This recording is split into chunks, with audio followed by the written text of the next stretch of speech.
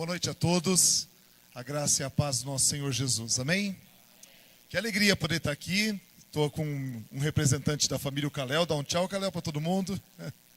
Eu costumo dizer que nós somos uma grande família em missões, porque nós temos 4 filhos, o Kalel primogênito, depois tem a Melina, a Lili, e agora nós temos um bebezinho chamado Lavi, e além da minha esposa, Flaviana. Hoje nós não podemos estar aqui com toda a família, mas quem sabe numa próxima oportunidade a gente venha com todos.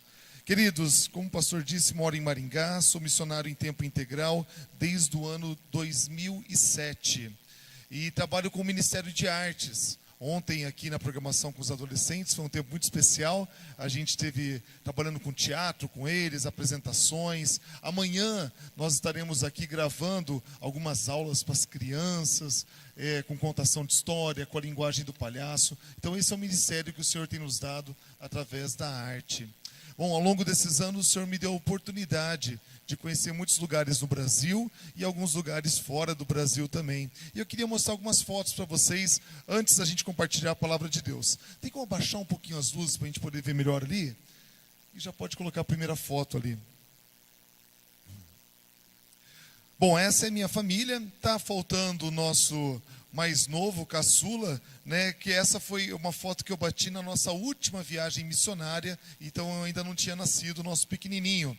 Na nossa última viagem missionária em família, nós estivemos na região da Ásia, trabalhando na Tailândia e no Camboja, com crianças que são vítimas do tráfico humano e que vivem em situação de risco. Pode passar mais uma.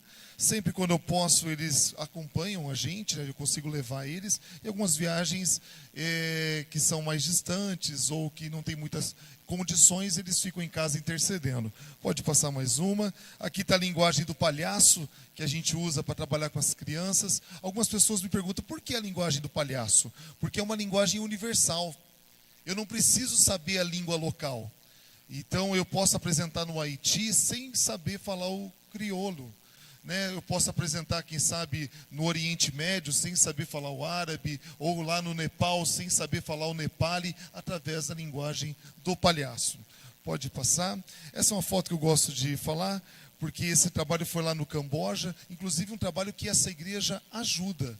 Junto com o pastor Everson, a pastora Dani, nós estivemos lá junto com eles. E essas 3 crianças, eles eram irmãos, e eles marcaram muito o coração dos meus filhos, porque eles contaram a história para eles, a alegria que eles estavam nesse projeto. O mais velho, o mais alto, ele dizia que ele apanhava todos os dias do pai, que chegava bêbado em casa. E ali ele encontrou um lugar seguro, onde ele podia, quem sabe, passar o dia todo sem ser agredido.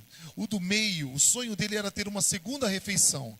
Você consegue entender isso? Crianças que fazem uma refeição por dia.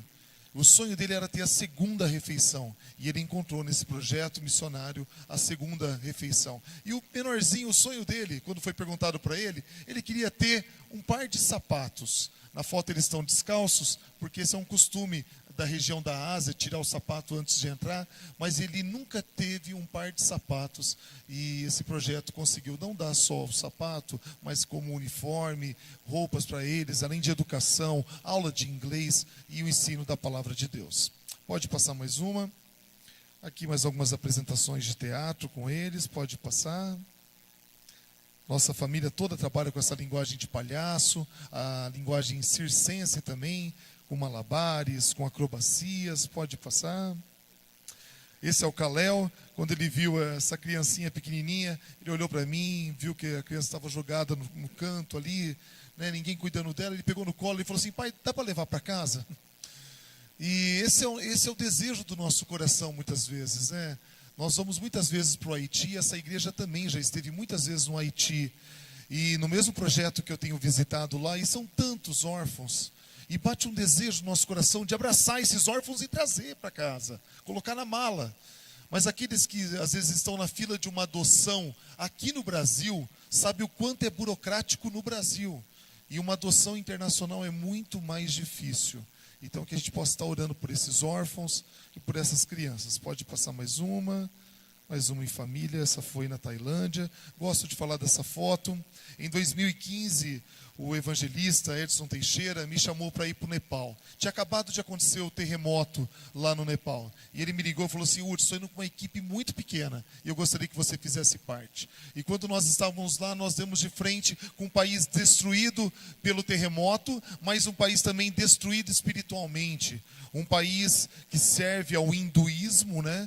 Que é uma religião que a gente conhece muito pouco, mas só para que você entenda, no povo hindu eles adoram mais de 300 milhões de deuses.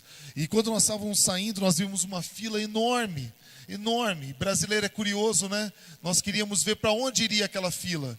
E depois de ter andado bastante, nós encontramos as pessoas assim, ó, de joelho em frente a essa imagem. Esse é um Deus da colheita. Eles traziam ali alimentos, doações ali, né, oferendas para esse Deus, para que tivesse uma boa colheita. E ali a gente conseguiu o quão cego espiritualmente é esse povo. Pode passar mais uma. Esse daqui foi num templo de cremação lá no Nepal. A maioria das pessoas são cremadas, e nesse templo de cremação a gente viu esse homem. Eles são chamados de sadhus, homens santos, e ele estava na frente daquela imagem quando nós chegamos. Nós ficamos cerca de 3 horas visitando aquele lugar. Quando nós saímos, ele estava naquela mesma posição, e tinha ali um segurança, uma pessoa que trabalhava por ali, e eu perguntei: ele fica quanto tempo nessa posição? E ele falou assim: ele fica desde a hora que nasce o sol até a hora que se põe o sol, ele fica naquela posição em adoração. E eu fiquei imaginando, muitas vezes a gente reclama tanto porque a gente vem uma vez na igreja, e a gente fica 1h30 na igreja. Muitas vezes a gente reclama quando o culto demora. Ai, está demorando, hein? Já passou 5 minutos. Não estou falando daqui de Telemaco Borba, estou falando lá de Maringá. É lá da minha cidade, gente, que eu estou falando. Mas muitas vezes a gente não tem a devoção que esse povo tem, e que estão servindo a falsos deuses. Passa mais uma. Esses são outros sadhus que você encontra ali. Pode passar mais uma. Pode passar mais uma. E a palavra de Deus nos diz lá no Salmos 115, que o que podemos dizer dos deuses das outras nações? Eles são feitos de prata, eles são feitos de ouro, eles têm olhos, mas não podem ver, têm ouvidos, não podem ouvir, boca não pode falar, nariz não pode sentir, têm mãos e nada pode fazer. Salmo 115. E termina dizendo assim: e servindo a esses deuses, adorando a esses deuses, eles se assemelham a eles. Em outra versão diz: se tornam semelhantes àqueles que o adoram. E é verdade. Esse daqui é um templo de macacos. Eles adoram os macacos. No hinduísmo não é só a vaca que é adorada. Às vezes a gente pensa: é só a vaca, que eu já vi lá na Índia. São vários animais que são adorados. E esse é um templo onde eles adoram os macacos. E os sacerdotes que servem e adoram esses macacos, eles se tornam semelhantes a eles. Passa mais uma foto. Dá uma olhada. A forma que senta, o rosto, a forma que come, a forma que anda, se tornam semelhantes àqueles que o adoram. Então, nossa intenção nesses lugares é apresentar a Jesus Cristo, para que eles se tornem semelhantes a Jesus, assim como você é. Pode passar mais uma. Bom, eu gosto... eu acho que... Passa mais uma. Eu não sei se agora está na ordem. Vai passando mais uma. Deixa eu só mostrar para vocês. Acabou? Então volta da minha uma ali. Isso, ainda não é essa. Volta mais uma. Vai passando que eu falo a hora que chegar. Bom, lá no Nepal nós fomos convidados para subir as montanhas do Nepal. Acho que o pastor Jean esteve lá também, né, pastor, no Nepal, né? Só não foi na mesma viagem que nós estivemos. E quando nós estávamos subindo essas montanhas do Nepal, e é uma montanha alta, e naquela época os carros não chegavam até lá, a gente foi a pé, foram mais de 8 horas andando, sem sinal de celular, sem energia elétrica. No meio do caminho nós encontramos uma barraquinha, segura aí. E nessa a outra, e o que vendia nessa barraquinha? Coca-Cola. Eu falei: gente, eu andei tantos quilômetros, 20 e poucas horas para chegar no Nepal de avião. E depois mais tantas horas de carro, mais 8 horas subindo uma montanha, não pegava mais celular, não tinha energia elétrica, não tinha rádio. E no meio do caminho encontramos uma barraquinha e ali aquela mulher vendia Coca-Cola. E na hora a gente deu risada, mas na hora eu fiquei pensando, eu já estive, Deus me deu a oportunidade, eu sei que isso vem de Deus e eu sei que existem pessoas mais capacitadas do que eu que poderiam estar no meu lugar, mas Deus me deu a oportunidade de conhecer 35 nações, 35 países, todos eles em viagens missionárias, e nesses 35 países, que muitas vezes não são os países mais ricos do mundo, estou falando dos mais pobres, países africanos, países da região da Ásia, nos 35 países eu encontrei Coca-Cola. Em fartura, em outdoor, em qualquer lugar estava vendendo. Nós fomos para Burkina Faso e lá eu encontrei Coca-Cola. Nós fomos para o Togo, naquela região, Níger, próximo nas fronteiras, e encontramos Coca-Cola. E eu sei que isso às vezes é engraçado, mas eu lembro de uma história que aconteceu na África. Quando nós fomos para Burkina Faso, que é um país pequenininho, no noroeste africano, nós nos encontramos no aeroporto em Guarulhos, e o evangelista Edson Teixeira, ele falou assim: gente, eu vou dar algumas funções para algumas pessoas. Você vai cuidar dos chinelos, a gente estava levando chinelos, você vai cuidar aqui das roupas, você dos medicamentos, olha, você vai cuidar dessas outras coisas que estão levando. E Hudson, posso te dar uma tarefa? Pode. Nós estamos com 200 Bíblias na língua francesa, né? Traduzido para o francês, porque nessa região eles falam francês. Então nós estamos levando 200 Bíblias. Você leva as Bíblias para mim? Eu falei, claro. Era 2 malonas, grande, pesada, gente. Bíblia pesada, tivemos que pagar o excesso. Mas a minha responsabilidade era levar aquelas 200 Bíblias. No começo da viagem eu estava tão feliz, porque eu estava levando as Bíblias e tudo mais. Quando fizemos a primeira parada, na hora de descarregar, ninguém queria me ajudar. Ah, cada um cuida da sua mala, Hudson.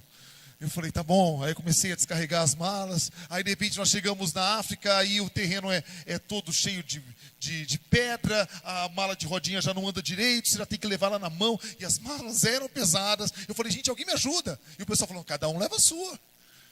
E eu fui ficando com raiva daquelas malas. Você acredita?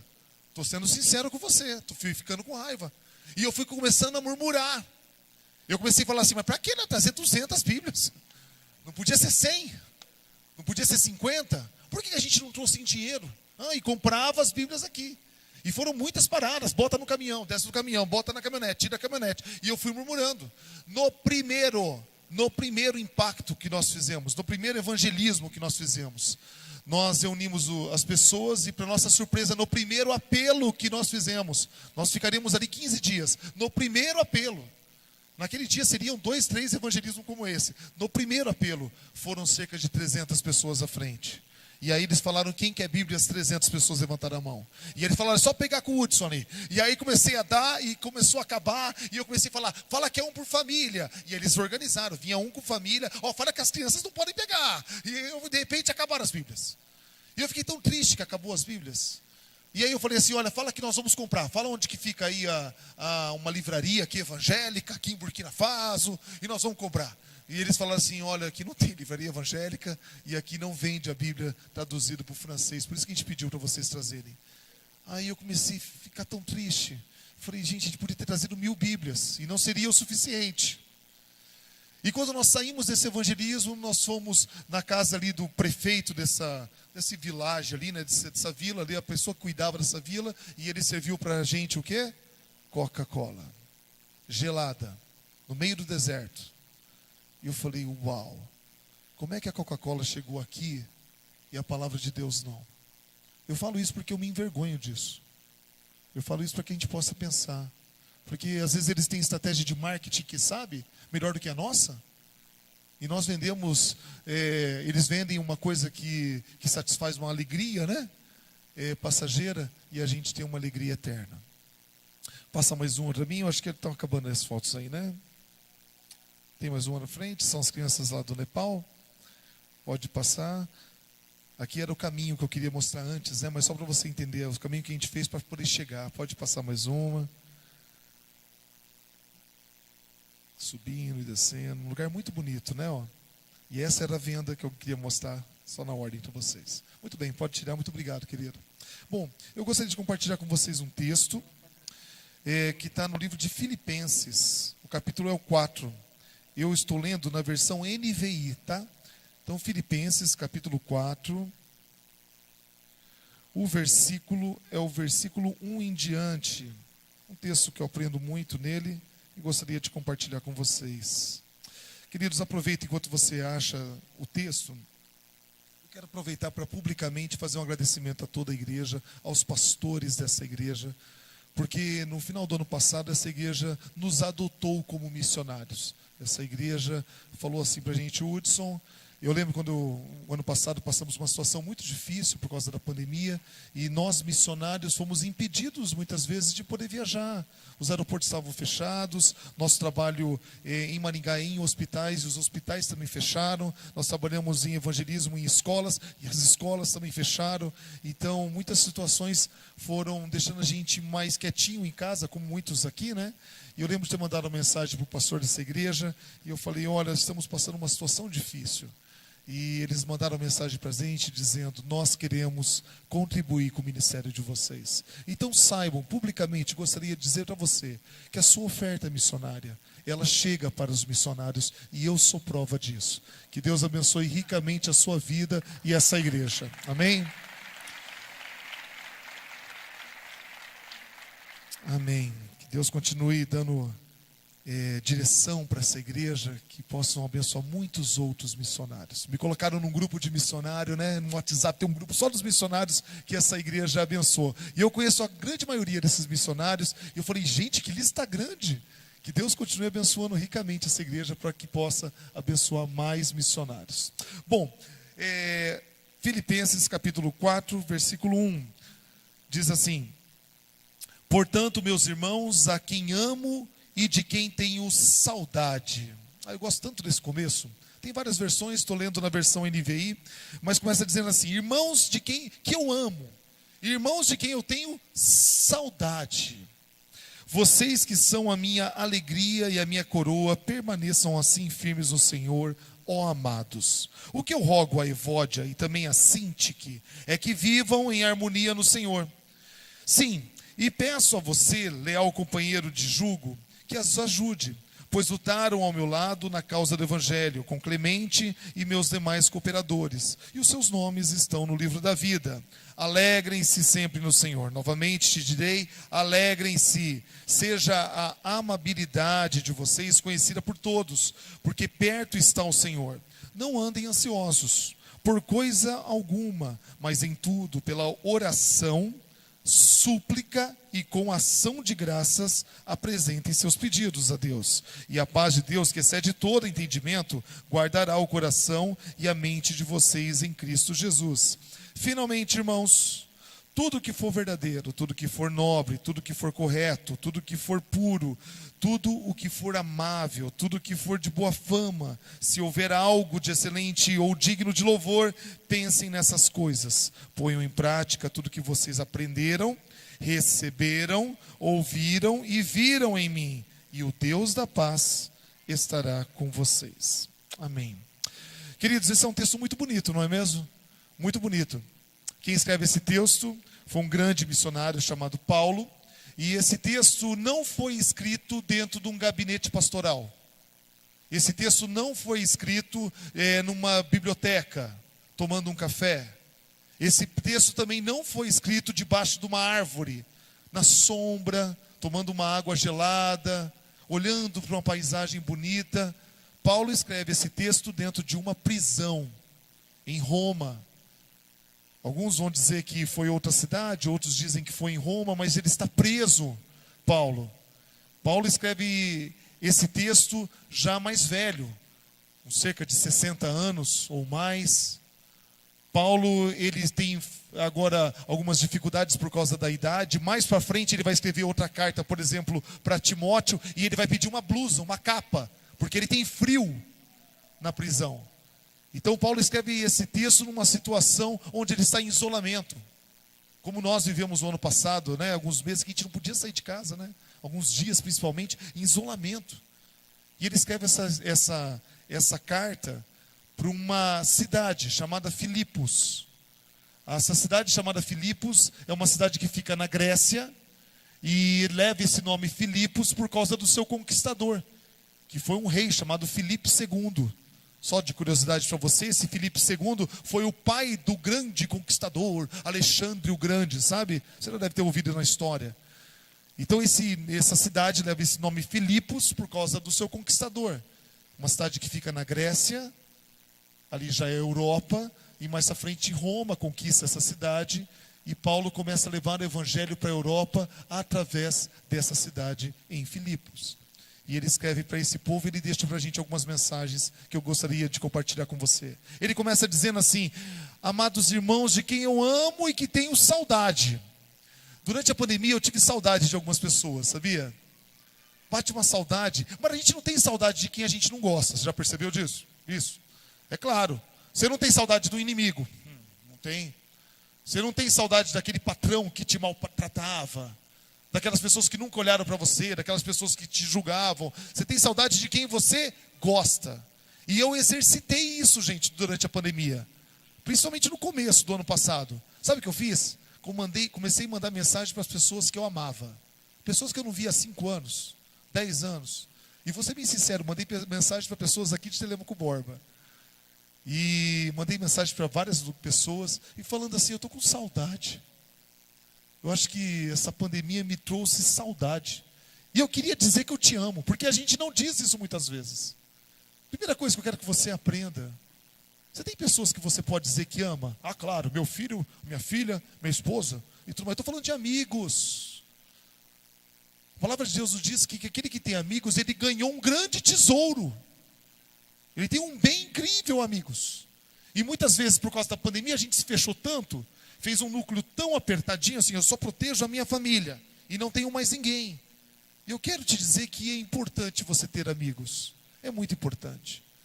Então eu espero que, conforme eu for falando aqui, vá vindo à mente, na sua cabeça, pessoas que você deveria mandar uma mensagem hoje.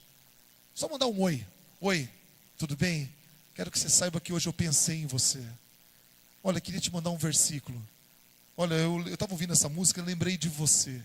Tô com saudades. Saudades de você.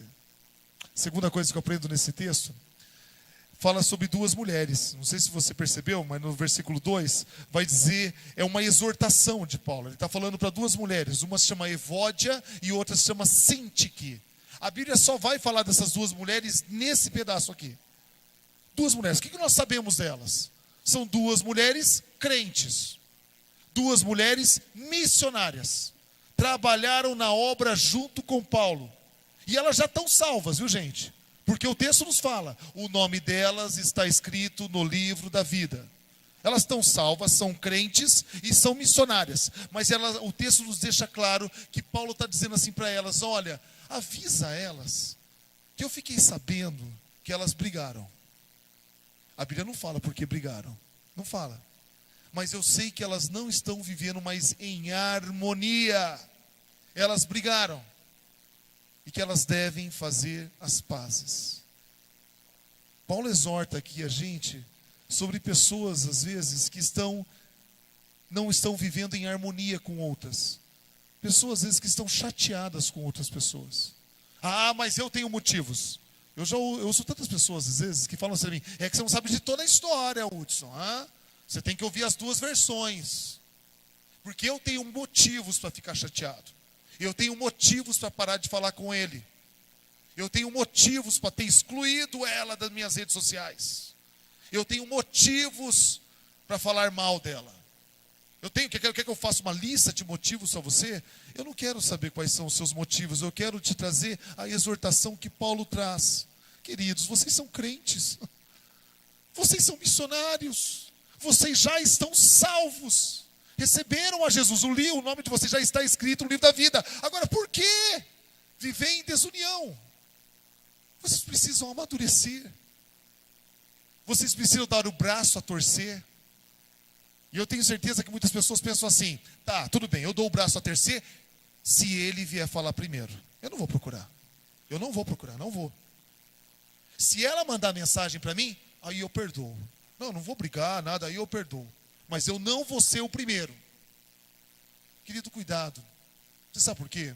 Porque a Bíblia fala sobre o que acontece com aquelas pessoas que têm dificuldade de perdoar o seu irmão. Depois, se você quiser abrir a tua Bíblia, mas em Mateus capítulo 18, versículo 21 em diante, você vai ter ali uma parábola que Jesus conta para os seus discípulos, principalmente para Pedro. Vai falar sobre o servo impiedoso. Deixa eu lembrar para você essa palavra, como uma contação de história. Pedro olha para Jesus e fala assim: Jesus, me diga uma coisa. Quantas vezes eu tenho que perdoar meu irmão? Me diz. 7 vezes está bom? Não está bom 7? 7 já é bastante. 7 não está bom? E Jesus fala: não, 7 é pouco. Eu digo 70 vezes 7. E ele deve ter ficado surpreso. E eu acho que eles não estavam entendendo o que Jesus estava dizendo. Então Jesus teve que contar uma parábola. Teve que contar uma historinha para eles. Vamos lá, gente, vou contar uma historinha para vocês. Igual faz com criança. Olha, existia um rei. E um dia ele foi acertar as dívidas com aqueles que estavam devendo para ele. E um homem devia 10.000 talentos. É muito dinheiro isso. 10.000 talentos. Uma grande quantidade de dinheiro. E aí o rei fala para ele: você vai me pagar. E ele fala assim: rei, eu não tenho. Ah, mas você vai me pagar. Não, eu não tenho. Então eu vou vender a sua esposa, vou vender os seus filhos e vou colocar você na cadeia até que me pague. E esse servo fala o quê para o rei? Tenha piedade de mim, tenha misericórdia, tenha paciência, por favor, e um dia eu lhe pago. Mas não faça isso com a minha família, não faça isso comigo. Tenha misericórdia. Ontem eu falei aqui com os adolescentes o que significa misericórdia. Eu aprendi com um grande amigo meu. A palavra misericórdia é a junção de 2 palavras: miséria, misere, e cardio. Misere, você sabe o que significa, miséria. E cardio, você deve imaginar. Quando nós temos um problema no coração, nós vamos aonde? No cardiologista. Então miséria e cardio significa miséria e coração. E o que significa misericórdia? É quando Deus pega a nossa miséria de pecadores e coloca no seu coração. Isso é misericórdia. E é isso que aquele homem pede para o rei: tenha misericórdia. E ele fala: olha, então tudo bem. Ele não fala para ele assim: eu vou te dar mais um prazo, me paga quando der. Ele fala assim: está perdoado. 10.000 talentos. Há pessoas que dizem que é 10.000 talentos de prata, outros de ouro. Enfim, se você fizer essa conta, são milhões de reais se fosse trazer para os dias de hoje. E ele perdoou naquele momento. E a história continua dizendo que esse homem saiu tão feliz. Mas quando ele saiu, ele encontrou um co-servo dele. Uma pessoa que trabalhava para ele e que devia uma pequena quantidade de dinheiro. Há versões que dizem que devia 100 denários. O denário era aquilo que você recebia em um dia de trabalho. Então, ou seja, ele devia para ele uma quantidade de 100 dias de trabalho. Se você fizer essa conta aí com o salário mínimo, enfim, você vai chegar a um valor. Mas é uma quantidade pequena, perto daquilo que ele devia. E a Bíblia fala que aquele homem pega aquele conservo pelo pescoço, começa a apertar ele e fala: você vai me pagar, eu não tenho dinheiro, tenha misericórdia de mim, tenha paciência que logo eu te pago. E ele fala: não, vou jogar você na cadeia até que me pague. E aí os servos que trabalhavam para o rei ficam sabendo dessa história e trazem para o rei. Lembra aquele que você perdoou uma grande quantidade? Quando ele viu o outro que devia uma pequena quantidade, ele não teve misericórdia, ele não conseguiu perdoar. Então aquele homem foi trazido de novo para o rei, e o rei disse assim: você será jogado na prisão, preste atenção, você será jogado na prisão e será atormentado pelos verdugos. Verdugos. E no final Jesus diz assim: e o mesmo, o meu Pai Celeste fará para aqueles que não perdoarem o seu irmão de verdade. Gente, desculpa, essa não é uma ameaça minha não, hein? O Hudson me ameaçou. Está na Bíblia. Mas aonde está? Mateus capítulo 18, versículo 21 em diante. Você sabe o que são os verdugos? Verdugos são atormentadores. São carrascos. A pessoa ficava presa, e aí eles ficavam com um pedaço de pau, não deixando a pessoa dormir. Cutucando assim com uma pontinha. A pessoa queria dormir, ele falou: não, me deixa dormir. Não, não vou deixar dormir. A pessoa dava um prato de comida, aí virava o prato no chão e chutava. Está com sede? Derramava água do lado de fora. E fazia a pessoa se humilhar. Isso eram os verdugos, os atormentadores. E Jesus deixa claro para a gente que se você não conseguir liberar perdão para o seu irmão, para a sua irmã, independente do que aconteceu, é como se você estivesse preso numa prisão, onde você tem a chave. Não está comigo, está com você. Essa chave se chama perdão. Você pode abrir a chave dessa prisão. Enquanto você não abrir essa prisão, você é atormentado pelos verdugos. Sabe aquela coisa assim, eu estou com tanta raiva dele, que eu estou até sonhando com ele. Isso é coisa do inimigo. Estou sonhando, fico pensando na pessoa, de tanta raiva que eu estou. São os verdugos te atormentando, porque nós não conseguimos liberar perdão. Evódia e Sintique, vocês são crentes, missionárias, já estão salvas, por que estão brigadas? Vamos fazer as pazes. Quem ganha com isso, gente, é o diabo. Isso atrasa a obra missionária, isso atrasa o ministério, isso atrasa a tua vida, atrasa a tua bênção. Recentemente, deixa eu contar uma história que aconteceu na TV, eu vi na TV, num programa de TV. 2 cantores, um deles se converteu, e já esteve aqui no palco dessa igreja, aqui, no púlpito dessa igreja, que é o Rodolfo Abrantes. Não sei quantos viram essa entrevista. O Rodolfo Abrantes se converteu, se tornou um músico, ministro de louvor.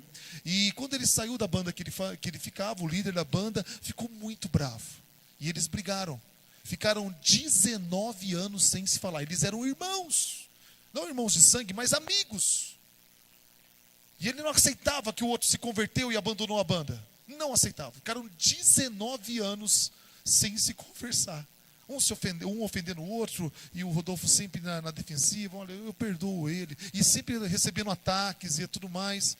E recentemente, num programa de TV, durante a pandemia, eles fizeram as pazes.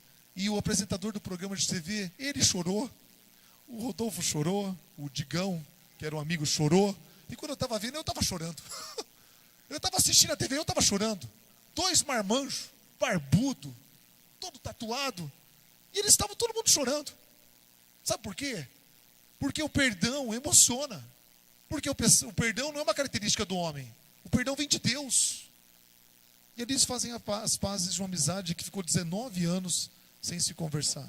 Então, queridos, se você tem uma Evódia, uma Sintique, tá bom? Algum amigo que você precisa se acertar, não perca mais tempo não.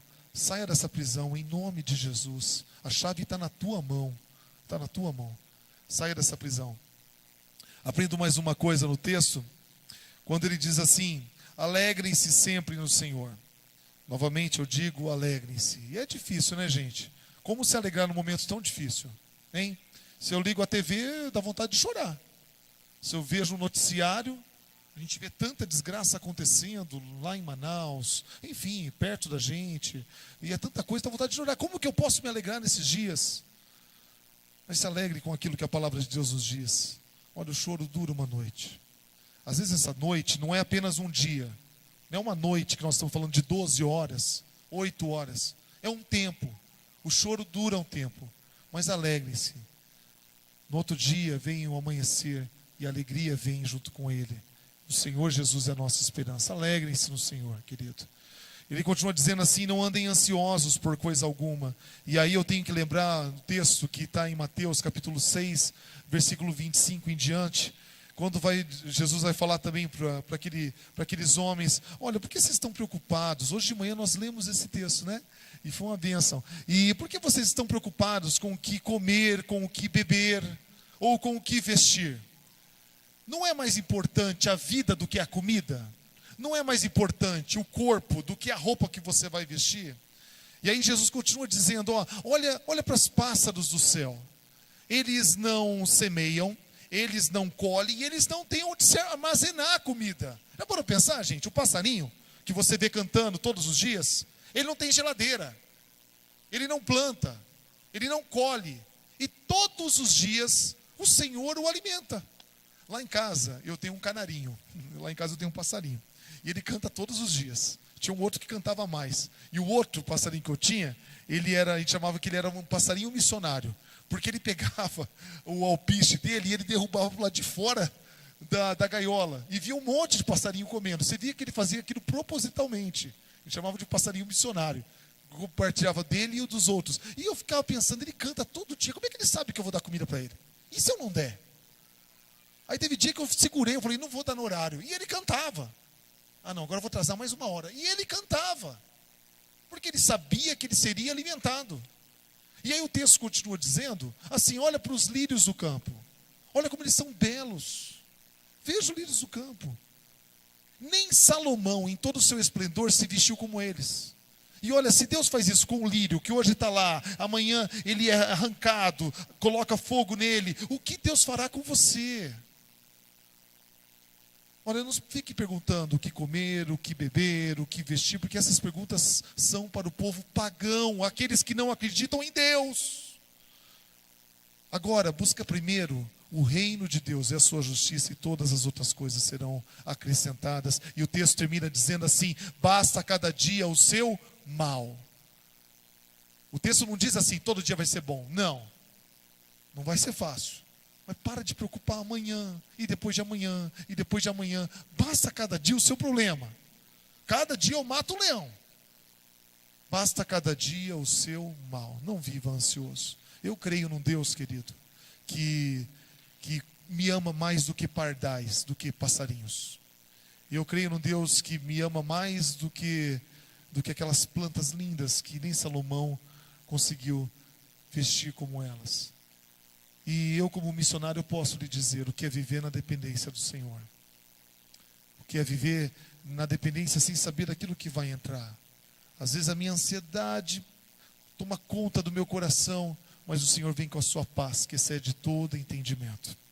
O texto termina dizendo, finalmente, né? Tudo. Deixa eu só voltar uma parte aqui em cima que é importante. Não andem ansiosos. Ele pede para levar em oração. Mas repare o que diz o texto, olha só. Não andem ansiosos por coisa alguma, mas em tudo pela oração, súplica e com ação de graças apresentem ao Senhor. Muitas vezes nós não sabemos orar, queridos. Nós estamos preocupados, a gente quer levar a Deus em oração e não sabemos orar. Eu conheço pessoas que fazem lista de pedido para Deus, né? Senhor, vamos lá. Bom dia. Começa a anotar aí, Senhor. Bom, hoje eu queria isso, eu quero aquilo outro, me ajuda nisso aqui. O Senhor tem pouco tempo para fazer isso, hein, Senhor? Pela minha demanda, o Senhor precisa fazer isso, isso e isso. Você não está falando com o gênio da lâmpada. Que tem pessoas que acreditam que Deus é o gênio da lâmpada. Você vai esfregar, ele vai aparecer, e aí você vai fazer todos os pedidos, ele tem que realizar. Ele tem que realizar. Olha só como é que nós devemos orar. Primeiro, traga tudo em oração. Você sabe o que é a oração? Oração é adoração. Adore ao Senhor pelo aquilo que Ele é, pelo aquilo que Ele já fez. Adore ao Senhor. Depois traga a sua súplica. Súplicas é pedido, sim. Senhor, está difícil, eu preciso da sua ajuda. Mas nunca esqueça das ações de graças. Não esqueça de agradecer a Deus pelo aquilo que Ele já está fazendo. Nós esquecemos de enxergar as coisas pequenas dentro de casa. Não enxergamos o pão de cada dia. Mas não tem presunto. Mas tem o pão. Mas está faltando leite. Mas ainda tem o café. Obrigado, Senhor, pela casa que eu tenho. Obrigado, Senhor, pela água potável que eu tenho. Basta você fazer uma viagem missionária, você vai ver o quanto é importante a água potável. Você vai para o Haiti, por exemplo, você não pode beber água em qualquer lugar. Você vai para a África e você não encontra água. Não tem água. Você vai para a Índia e toda a água que você bebe tem tantas bactérias que vai você fazer passar mal. Juazeiro do Norte, vocês estiveram lá. Pega muitas vezes água de cisterna, água da chuva. Ou muitas vezes não tem água. Como precisamos ser gratos, queridos. Quando eu volto nessas viagens eu agradeço tanto. Porque eu durmo em saco de dormir. E aí eu chego em casa, eu tenho um colchão. E é uma diferença, amiga. É uma diferença. Eu agradeço porque na minha casa é quentinho. E quando nós fomos para o Nepal a primeira vez, nós pegamos, -5, -8. Eu não sei. Estava tão frio, que eu dormi com 2 calças, aquele saco de dormir, com tênis, passando frio. E na minha casa eu não passo frio. Eu agradeço a Deus, querido. Você vai dar risada, tá? Mas é só quem teve nesses lugares pode dizer isso. Eu agradeço a Deus pelo vaso sanitário que eu tenho. Desculpa, eu sei que é engraçado, mas quando você vai para a Índia, quando você vai para o Nepal, quando você vai para o Camboja, eles têm um buraco no chão. E você não faz ideia o quanto é difícil. Mas na minha época na roça tinha. Muita gente fala isso, meu pai fala isso para mim. Na minha época na roça era assim. Mas lá é diferente, porque lá não tem papel higiênico. Então, é verdade, o pastor esteve lá. Outras pessoas já estiveram lá. Lá você tem um baldinho de água do lado. E você tem que usar a mão. Então, depois que você usa um banheiro desse, não tem como você voltar para casa e não agradecer pelo teu banheiro. Não tem como você voltar para casa e não agradecer por um banho quente.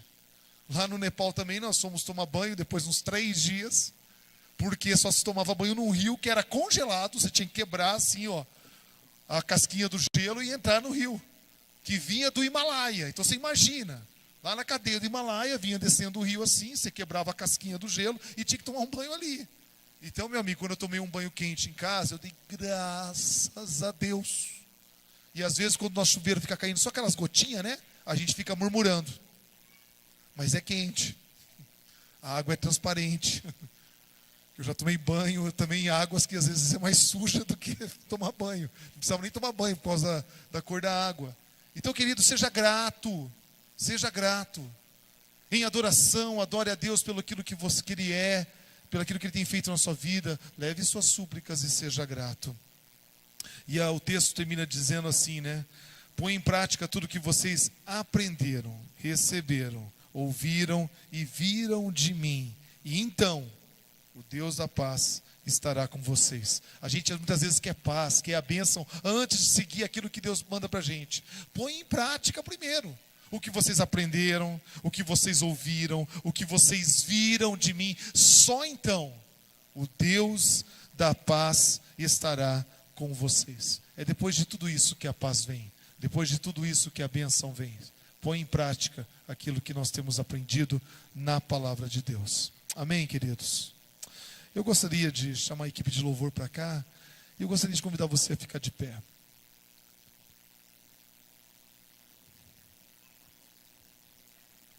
Enquanto o pessoal aqui está chegando, eu gostaria que você relembrasse aquilo que eu pontuei nesse texto. Você tem irmãos que você ama? Que você sente saudade?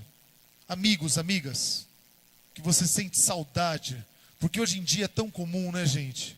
Num velório, quando a gente fica sabendo que alguém partiu, você fica pensando, eu deveria ter dito tantas coisas. Eu deveria ter mandado um WhatsApp. Eu senti no coração de mandar, mas não mandei, por causa da minha correria. Eu deveria ter ligado. Eu deveria ter ligado quando eu fiquei sabendo que ele estava precisando.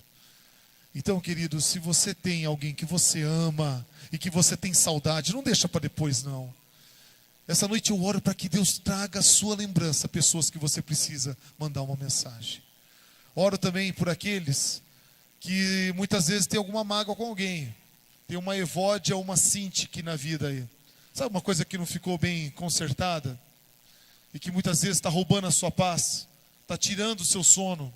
Você está sendo atormentado por verdugos e você quer sair dessa prisão. Hora de botar um ponto final, de liberar perdão. Amém? Mesmo aquela pessoa tendo sido a culpada, que você possa ser a pessoa madura e possa procurar essa pessoa primeiro. Amém? Oro também por aqueles que estão tristes, para que o Senhor lhe dê alegria que venha ao amanhecer. Aqueles que estão ansiosos, preocupados, do que será 2021? O que será da minha empresa? O que será do meu trabalho? O que será das minhas crianças? Como é que vai ser o ano letivo esse ano para eles? O que será das minhas finanças, da minha saúde? Eu oro para você que está ansioso, que você possa entender que Deus te ama muito e que Ele te ama mais do que os passarinhos que cantam felizes no meio da pandemia. No meio dessa tristeza, no meio da pandemia, os passarinhos ainda estão cantando. E saiba que Deus te ama mais do que esses passarinhos. Eu oro para que você aprenda a orar. Primeiro trazendo adoração a Deus. Antes do seu pedido, adore ao Senhor. Traga a sua súplica, mas depois não esqueça de agradecer. Agradeça, agradeça, agradeça, agradeça. Você sabe que nos Estados Unidos tem um dia, né? Você já deve ter ouvido falar, que é o dia de ação de graças. E é um dia muito bonito. Trazido pelos protestantes, inclusive, pelas dificuldades que eles passaram lá na hora que eles estavam conquistando, né, chegando no país, enfim. E lá em casa, os nossos 2 filhos são americanos. O Kalel e a Melina nasceram nos Estados Unidos, um tempo que nós estivemos lá. E essa é uma prática que a gente tem adotado. No dia de ação de graças, a gente faz um jantar em casa, só com nossa família. Uma coisa bem simples. Mas nesse dia a gente só agradece. Só agradece. Não pode pedir nada. nada. A gente só agradece. E conforme a gente vai agradecendo, é interessante que lá em casa nós somos em 6. O pequenininho ainda não fala. Mas conforme a gente vai agradecendo, a gente vai lembrando de mais coisas que tem que agradecer. É verdade, obrigado, Senhor, também pelo material escolar. Senhor, e obrigado também, porque mesmo tendo aula, a gente teve aula aqui, a gente tem um computador para poder assistir a aula. Senhor, também lembrei agora, obrigado por isso, obrigado por aquilo. Não deixe de agradecer. Amém? E lembre-se, querido, que depois que vocês fizerem tudo aquilo que está escrito nesse livro aqui, depois que vocês botarem em prática aquilo que Jesus os ensinou, então o Deus da paz estará com vocês e a bênção chegará. Amém? Vamos louvar o Senhor enquanto tudo isso vai fazendo sentido para você, e depois eu gostaria de orar.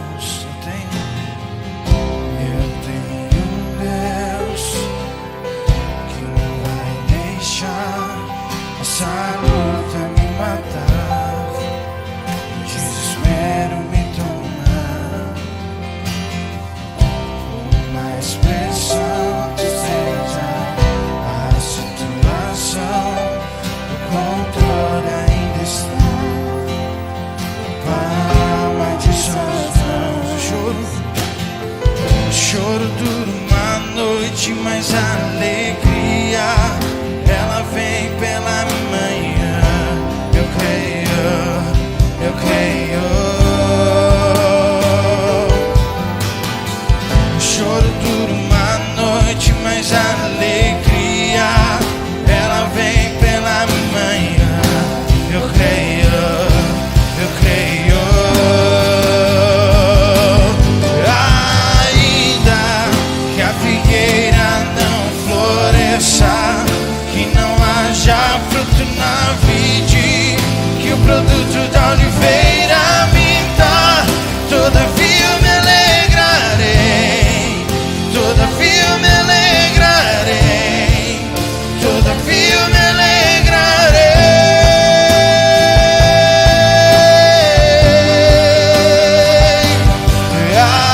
Ainda que a figueira não floresça, produto da oliveira minta, todavia eu me alegrarei, todavia eu me alegrarei, todavia eu me alegrarei.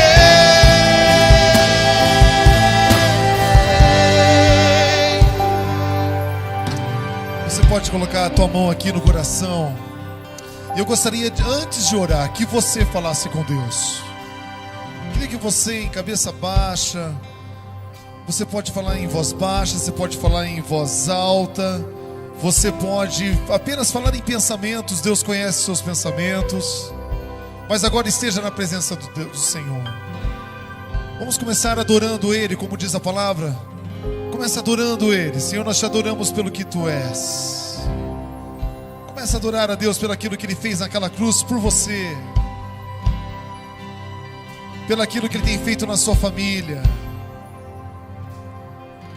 pelo aquilo que Ele tem feito no seu trabalho, na sua casa, na sua empresa, nas suas finanças, porque o Senhor tem preservado a sua saúde. Comece a adorar ao Senhor. Não peça nada não, adore ao Senhor.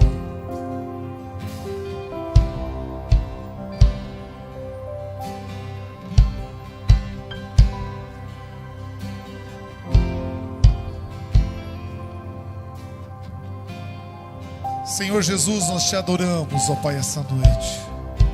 Recebe, ó Deus, tudo o que aconteceu nesse culto, ó Pai, como adoração a Ti, como um cheiro suave que chega às suas narinas.